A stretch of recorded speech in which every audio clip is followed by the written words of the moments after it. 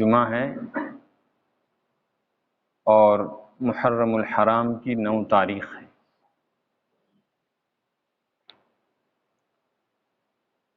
اسلامی تقویم یعنی جنتری اور کیلنڈر کے اعتبار سے محرم سال کا پہلا مہینہ ہے۔ اس مہینے کی شروعات میں ہی کچھ ایسے واقعات ہوئے ہیں جن کی وجہ سے یہ مبارک ایام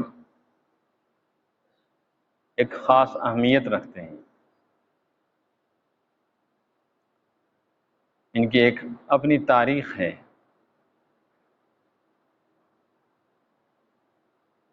کہ محرم کے بالکل ابتدا میں دین اسلام کا مرکزی ستون پیغمبروں کے بعد ان کی امتوں کے اندر کچھ افراد، کچھ شخصیات ایسی ہوتی ہیں کہ اللہ تعالیٰ ان کی وجہ سے دین کی بقا، ارتقاء اور استحکام کا فیصلہ فرماتے ہیں۔ آپ صلی اللہ علیہ وسلم کی اس دنیا سے تشریف بری کے بعد دین اسلام کی حفاظت کا جو کام سیدنا ابو بکر صدیق رضی اللہ تبارک و تعالی عنہ سے اللہ تعالیٰ نے لیا ہے، اس کی کوئی مثال نہیں۔ اور دین کی اشاعت کا جو کام سیدنا امیر المومنین حضرت عمر فاروق رضی اللہ تعالی عنہ سے لیا گیا ہے، اس کی کوئی مثال نہیں۔ حضرت عمر رضی اللہ تعالی عنہ کی شہادت اس مبارک مہینے کی بالکل شروعات میں ہوئی، اور پہلے ہی عشرے کے اختتام پر سیدنا حضرت حسین رضی اللہ عنہ کی شہادت کا واقعہ پیش آیا، اور عوام میں عموماً کوئی ایک چیز زیادہ مشہور ہو جاتی، اس کی وجوہات ہوتی ہیں، تو لوگوں کے ذہن میں یہ بات بٹھائی گئی ہے اور ناواقفیت کی وجہ سے یہ بات بیٹھ چکی ہے کہ اس مبارک مہینے میں حضرت امام حسین کی شہادت کا واقعہ پیش آیا ہے، لہٰذا یہ کوئی خاص اہمیت رکھتا ہے۔ اور 10 تاریخ کو چونکہ یہ حادثہ فاجعہ پیش آیا تھا، اس لیے 10 تاریخ کو حضرت امام حسین رضی اللہ تعالی عنہ کی شہادت کی نسبت کے حوالے سے یاد کیا کرایا جاتا ہے، حالانکہ ایسی کوئی بھی بات نہیں۔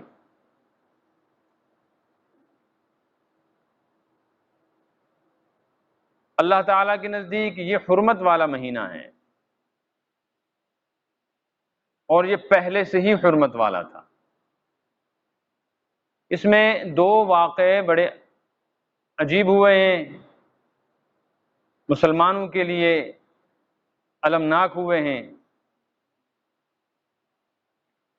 ان میں سے ایک کو یاد کیا جاتا ہے، ایک کو بالکل بھلا دیا گیا ہے، حالانکہ وہ واقعہ زیادہ اہم ہے۔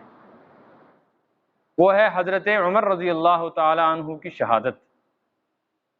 اس کو لوگ ایسے بھول چکے ہیں، نہ اس کا کوئی ذکر ہے، نہ تذکرہ ہے، نہ کسی کے ذہن میں۔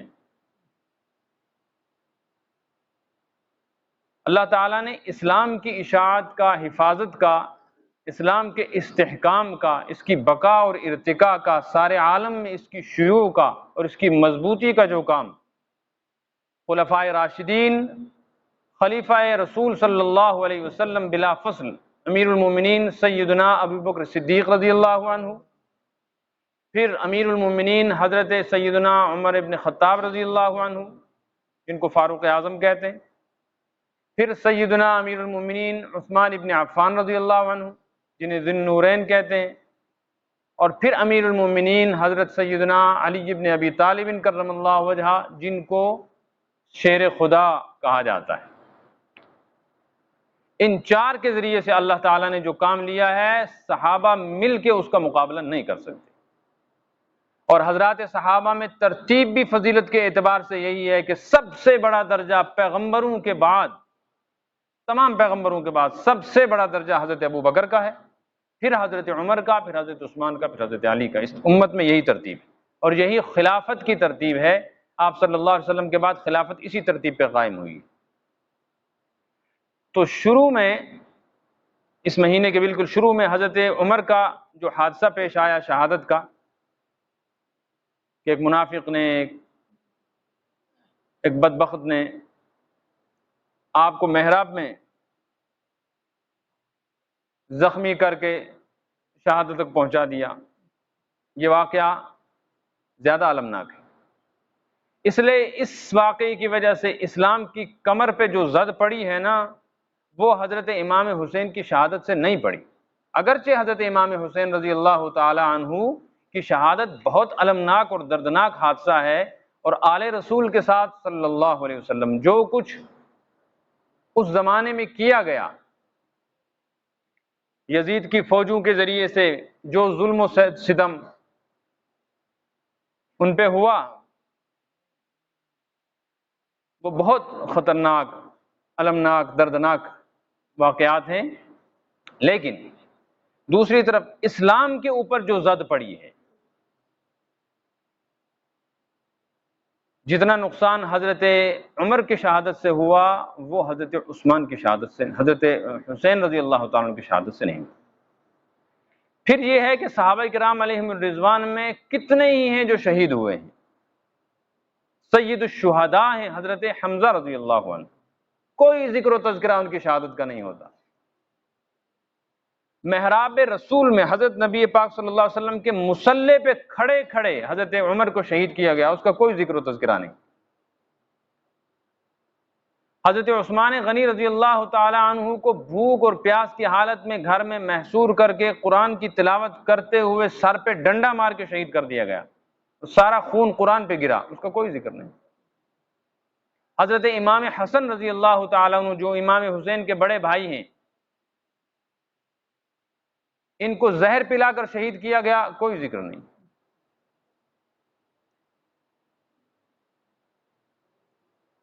ایک موقع پر صحابہ کرام علیہم الرضوان میں سے جو قرآن کے زیادہ حافظ تھے، ان حافظوں کی ایک بڑی جماعت کو ایک ساتھ شہید کر دیا گیا، اس کا کوئی ذکر نہیں۔ لیکن حضرت امام حسین کی شہادت کو اس انداز سے پیش کیا جاتا ہے کہ جیسے اسلام میں اس سے بڑا حادثہ ہی کوئی پیش نہیں آیا۔ بھئی اس سے بڑا حادثہ تو پیغمبر کا خود دنیا سے رخصت ہو جانا ہے، اس کا کوئی ذکر نہیں۔ میلاد تو منایا جاتا ہے کہ نبی دنیا میں تشریف لائے، اور چونکہ آنا خوشی کی بات ہے اس لیے اس دن کیا کرتے ہیں لوگ، حلوے کھائیں گے، پراٹھے کھائیں گے، شربتیں بانٹیں گے۔ لیکن چونکہ جانا ایک حادثہ ہے، اس دن دکھ ہونا چاہیے، افسوس ہونا چاہیے۔ لوگوں کو یہ بھی معلوم نہیں کہ حضور کی وفات ہوئی کب، حالانکہ آپ کے اس دنیا میں آنے کی جو تاریخ ہے نا نبی پاک صلی اللہ علیہ وسلم کی ولادت کی، اس میں اختلاف ہے۔ کوئی کہتا ہے 9 تاریخ کو، کوئی کہتا ہے 12 کو، کوئی کہتا ہے 13 کو، مختلف روایات۔ اس میں ہم نے 12 کو پکڑ لیا ہے، باقیوں کو بھول گئے۔ لیکن دنیا سے جانے کی تاریخ میں کوئی اختلاف نہیں ہے، دنیا کی جانے کی تاریخ آپ کی 12 ربیع الاول، یعنی آپ کے اس دنیا سے جانے کی تاریخ متعین ہے، وہ ہے 12 ربیع الاول، اور آنے کی تاریخ اس میں اختلاف ہے۔ ایک روایت 12 ربیع الاول کی بھی ہے مثلا، تو 12 والے آنے کی روایت پر خوشی تو مناتے ہیں، لیکن ایک سال بھی ایسا نہیں گزرا جس سال امت میں یہ بات چلی ہو کہ دیکھو بھائی 12 ربیع الاول کو حضور صلی اللہ علیہ وسلم دنیا میں تشریف لائے، ہر سال میلاد مناتے ہیں، خوشیاں مناتے ہیں، یہی دن حضور کی دنیا سے جانے کا بھی ہے، چلو اس سال روزہ رکھیں گے، اس سال فقیروں مسکینوں محتاجوں کی خدمت کریں گے، اس سال دین کی حفاظت اور دین کی خدمت اور دین کی اشاعت کا وعدہ اور عہد و پیمان کریں گے، کوئی ذکر نہیں۔ کہتے ہیں میٹھا میٹھا حق اور کڑوا کڑوا۔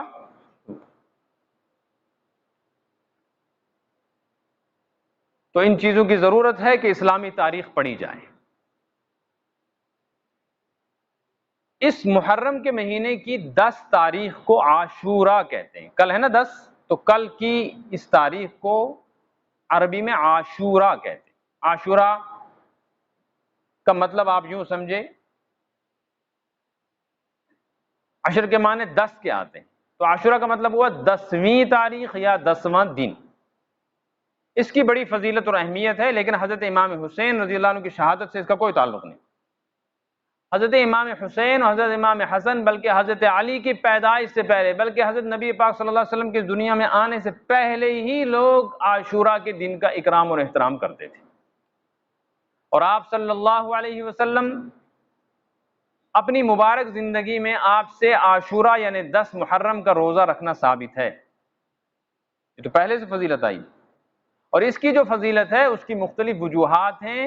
حدیث میں وہ ساری چیزیں جو جمع کی جائیں تو ایک بڑی فہرست بنتی ہے، ان میں سے 2-3 سنیں کہ اللہ تعالیٰ نے عاشورہ ہی کو حضرت آدم علیہ السلام کے مبارک جسم میں روح پھونکی، یعنی انسانیت کی تخلیق اور ابتدا اور شروعات 10 محرم کو، اور اسی تاریخ میں حضرت آدم علیہ السلام کی دعا قبول ہوئی زمین پہ، اور حضرت حوا اور حضرت آدم کا آپس میں ملاپ ہوا، کیونکہ یہ 2 ہی انسان تھے جن کو آسمان سے جنت سے بھیجا گیا تھا، اور دونوں الگ الگ تھے، تو مدتوں جدا رہے، پھر اللہ تعالیٰ نے اسی تاریخ میں دعا قبول فرما کے ملایا۔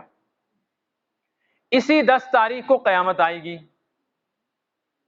10 تاریخ اور جمعہ کا دن قیامت ہوگی، تو یہ فضیلتیں پہلے سے تھیں، اور اسی وجہ سے آپ صلی اللہ علیہ وسلم نے 10 محرم کا روزہ رکھا۔ صحابہ رکھتے تھے، بلکہ اس سے پہلے یہودی رکھا کرتے تھے۔ عاشورہ ان کے ہاں پہلے سے ہی قابل احترام دن سمجھا جاتا تھا، اس کی بڑی تعظیم اور تکریم تھی۔ آپ صلی اللہ علیہ وسلم نے مدینہ پاک میں آخری سال ارشاد فرمایا، چونکہ یہودیوں سے جس حد تک ہو سکے اختلاف کرنا ہے، ان کی مخالفت کرنی ہے، تاکہ ہمارا ان سے جہاں تک ممکن ہو ایسا ایک واضح نشان، ایسی ایک واضح علامت ہو کہ پہچانے جائیں اسلام اور بے دینی اور بد دینی کیا ہے۔ تو آپ صلی اللہ علیہ وسلم نے جب یہ دیکھا کہ 10 محرم کو یہودی بھی روزہ رکھتے ہیں اور 10 محرم کو مسلمان بھی رکھتے ہیں، تو بظاہر دونوں کا روزہ ایک جیسا ہو گیا، تو آپ نے ارشاد فرمایا آئندہ سال اگر زندگی رہی تو ہم انشاءاللہ 10 محرم کے روزے کے ساتھ 9ویں تاریخ کو ملائیں گے۔ آج کیا تاریخ ہے کہ وہ رکھتے ہیں صرف 10 کا، ہم 10 کا تو رکھیں گے چونکہ قابل احترام دن ہے، البتہ 10 کے ساتھ ایک تاریخ اور ملائیں گے 9ویں، تاکہ 2 ہو جائیں، تو یہودیوں کا ایک اور ہمارے، تو ہو گیا نا فرق۔ لیکن آپ صلی اللہ علیہ وسلم محرم کے بعد صفر، ربیع الاول اور ربیع الاول کی 12 تاریخ آپ اس دنیا سے رخصت ہو گئے، اور اگلے سال کا محرم آپ کو نہیں ملا، لیکن چونکہ آپ کی یہ چاہت اور خواہش تھی اور آپ نے اس کا اعلان فرمایا تھا، اس لیے امت میں یہ تعامل چلا۔ تعامل کا مطلب ہے یہ عمل کا سلسلہ چل پڑا کہ 10 محرم کے روزے کے ساتھ ایک روزہ اور ملائیں گے، بہتر یہ ہے کہ 9واں ملائیں، لیکن اگر کوئی 9واں نہیں رکھ سکا تو 10 کے ساتھ 11واں ملا لو۔ اب اگر کوئی آدمی 9واں اور 10واں نہیں رکھ سکتا، 11واں نہیں رکھ سکتا، صرف ایک ہی رکھ سکتا ہے، تو کوئی گناہ نہیں ہے، جائز ہے۔ بہتر یہ ہے کہ 9ویں روزے کو 10ویں کے ساتھ ملا دیں۔ مسئلہ سمجھ میں آ گیا؟ اللہ تعالی ہم کو صحیح سمجھ عطا فرمائے۔ یہ دن جو ہے 10 محرم، اس کی جو فضیلت ہے وہ اعمال اور عبادات کے اعتبار سے ہے، کسی کی موت اور زندگی سے نہیں۔ اسلام میں کوئی کسی کی پیدائش اور ولادت کا دن ایسا نہیں ہے جس پہ جشن منایا جائے، جس پہ جشن نہیں ہے اسلام میں۔ اسلام کے اندر جشن کوئی ٹرم ہی نہیں ہے، کوئی اصطلاح ہی نہیں، کوئی لفظ ہی نہیں۔ جشن عید میلاد کچھ نہیں، نہ جشن ہے نہ عید ہے نہ میلاد النبی ہے۔ یہ جشن کا لفظ بھی نہیں، اور عید 2 ہی ہیں، عید الفطر اور عید الاضحیٰ، بس 2 ہی عیدیں ہیں۔ آپ صلی اللہ علیہ وسلم نے 2 عیدیں بیان کی ہیں بس۔ ہاں، میلاد النبی کا مطلب ہے حضور صلی اللہ علیہ وسلم کی ولادت کا دن یا ولادت کی تاریخ یا ولادت کی جگہ، تو ٹھیک ہے وہ برکت والا دن ہے، لیکن وہی برکت والا دن جو آپ کی اس دنیا میں تشریف آوری کا ہے، وہی وفات کا بھی ہے۔ اللہ تعالیٰ نے یہ نظام ایسا بنایا تاکہ اگر کوئی خوشی میں جشن منانے لگے اس کو یاد رہے کہ نہیں آج بھائی آپ کی وفات کا دن بھی ہے، پھر جشن کے ساتھ ماتم بھی منانا چاہیے۔ تو چونکہ ماتم کی گنجائش نہیں تو جشن کی بھی اللہ نے یہ سلسلہ ہی روک دیا۔ لیکن پکڑ رکھا ہے لوگوں نے، ہری جھنڈیاں لگائیں گے اور شربتیں بانٹیں گے، نماز نہیں، داڑھی یہ نہیں، مکانوں کو سجاؤ، سڑکوں کو سجاؤ ہری جھنڈیوں سے، یہ دین ہے۔ روزے نہ رکھو لیکن 12 ربیع الاول کو شربتیں بانٹو۔ جس نبی نے ساری زندگی پیٹ بھر کے کھانا نہیں کھایا، کتنے ہی دن گزر گئے کہ کھانے پینے کو کچھ میسر نہیں ہوا، اس کی یاد میں لوگ شربتیں پیتے، روزہ رکھتے نا تو کہتے ہاں یہ ہے محبت۔ اور جس نبی سے اتنا تعلق ہے اس کی وفات کے دن پہ پھر کبھی دکھ کا بھی اظہار کرنا چاہیے نا، کہ آپ دنیا سے تشریف لے گئے تو آپ نے حضرت عائشہ سے فرمایا عائشہ کچھ پیسے، آپ کو میں سمجھا رہا ہوں، اس زمانے میں درہم اور دنانیر کہتے تھے، ہم آج کہیں گے پیسے، کچھ رکھے ہوئے ہیں صدقے کے وہ بانٹ دو۔ پھر آپ پر تکلیف کی وجہ سے غشی طاری ہوئی، پھر افاقہ ہوا تو آپ نے فرمایا عائشہ وہ جو صدقے کے کچھ پیسے تھے وہ تقسیم کیے، انہوں نے کہا یا رسول اللہ صلی اللہ علیہ وسلم آپ کی تکلیف کی وجہ سے مجھے فرصت نہیں ملی۔ ایک حضرت عائشہ ہیں، ایک آپ صلی اللہ علیہ وسلم گھر میں ہیں، بار بار غشی ہو رہی ہے، پھر افاقہ ہوتا ہے، پھر غشی، یہ سارا منظر حضرت عائشہ دیکھ رہی، کیا ہو رہا ہوگا اس وقت، حضرت عائشہ پہ کیا گزر رہی ہوگی، ایک قیامت ٹوٹ رہی ہوگی۔ حضرت فاطمہ رضی اللہ عنہا آپ صلی اللہ علیہ وسلم کی وفات کے بعد فرماتی ہیں صبت علی مصائب لو انہا صبت علی الایام سرن الیام۔ لوگوں تمہیں کیا معلوم، میرے باپ حضرت محمد الرسول اللہ صلی اللہ علیہ وسلم کی وفات سے جو مصیبت کا پہاڑ مجھ پر ٹوٹا ہے کتنا بڑا ہے، اگر یہ اس دنیا میں دنوں پر ٹوٹتا، دن پر ٹوٹتا، دن پر ٹوٹنے کا مطلب سورج پہ ٹوٹتا، سورج بھی برداشت نہیں کرتا، سر نہ لیالیا، اندھیرا ہو جاتا اور دنیا میں رات ہی رات رہتی، دن کبھی نہ ہوتا، اتنا بوجھ ہے میرے اوپر حضور کی وفات کا۔ تو حضرت عائشہ پہ کیا گزر رہی ہوگی؟ حضرت عائشہ نے کہا یا رسول اللہ صلی اللہ علیہ وسلم مجھے فرصت نہیں ملی۔ آپ نے فرمایا عائشہ اس کو تقسیم کرو، نبی کے لیے یہ مناسب نہیں ہے کہ وہ اس حال میں دنیا سے رخصت ہو کہ اس کے گھر میں مال ہو۔ مال کیا تھا؟ 7 روپے، کتنے؟ 7 روپے۔ تو محبت کرنے والے کبھی یہ کرتے نا کہ بھائی ہمارے گھر میں اتنا مال ہے، آج روپیہ 7,000 اپنی طاقت کے مطابق، کوئی 70,000، کوئی 7 لاکھ، کوئی 700، یہ نکالتے جمع کرتے۔ اللہ کے رسول صلی اللہ علیہ وسلم کی امت کے غربا بہت پریشان ہیں، آج آپ صلی اللہ علیہ وسلم کی وفات کا دن ہے 12 تاریخ، یہ تقسیم کریں۔ یہ تو بڑا کہتے ہیں کہ حضرت امام حسین پیاس کی حالت میں شہید ہو گئے، تو پیاس کی حالت میں شہید ہوئے تم شربتیں کیوں بانٹتے ہو؟ روزے رکھواؤ نا، 10 محرم کو روزے رکھنے چاہیے کہ شربتیں بانٹنی چاہیے؟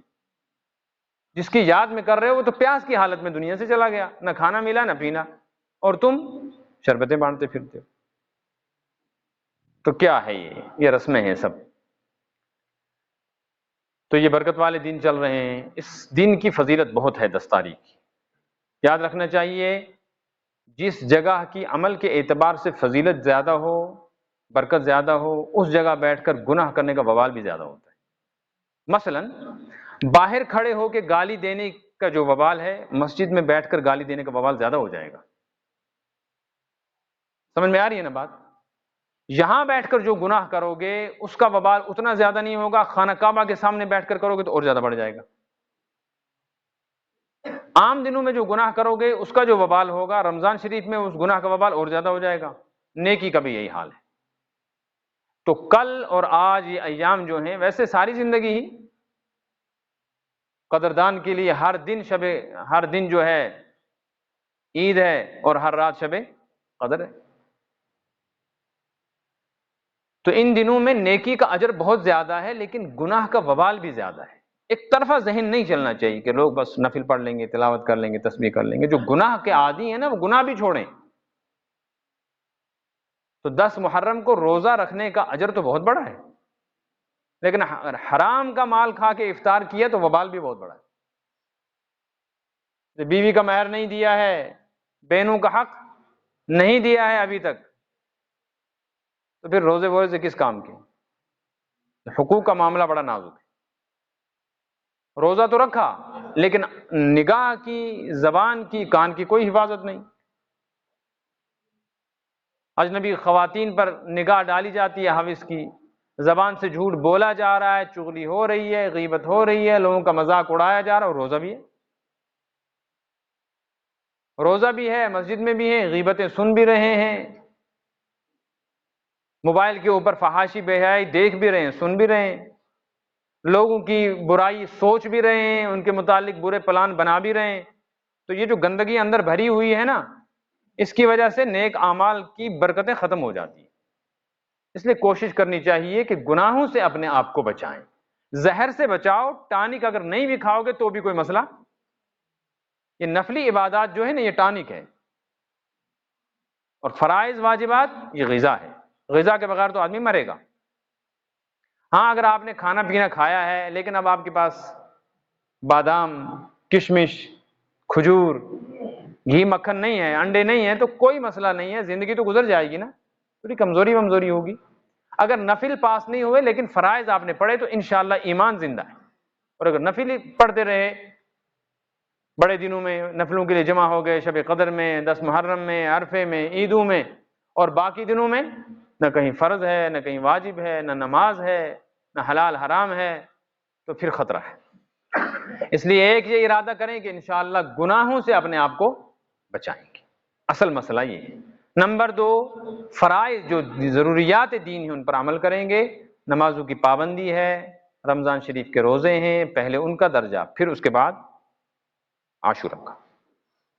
حدیث شریف میں عاشورہ کے روزے کی فضیلت بیان کی گئی، آپ نے فرمایا عاشورہ یعنی 10 محرم کے روزے کی نسبت آپ نے فرمایا میرا خیال ہے، نبی کا خیال تو یقین ہی ہے نا، آپ نے فرمایا میرا خیال ہے، میرا گمان ہے، مطلب یہ میرا یقین ہے کہ جو آدمی عاشورہ کا روزہ رکھے گا، اللہ کی رضا کے لیے رکھے، گناہوں سے بچے، تو انشاءاللہ اس کی برکت سے آپ صلی اللہ علیہ وسلم نے ارشاد فرمایا گزشتہ 1 سال اور اگلے 1 سال کے گناہ معاف ہوں گے۔ ایک دن کے روزے سے کتنے سال کے گناہ معاف؟ لیکن یاد رکھنا یہ سب وہ گناہ ہیں جن کو ہم گناہ صغیرہ کہتے ہیں، غلطی بھول چوک سے جو گناہ ہو جاتے ہیں۔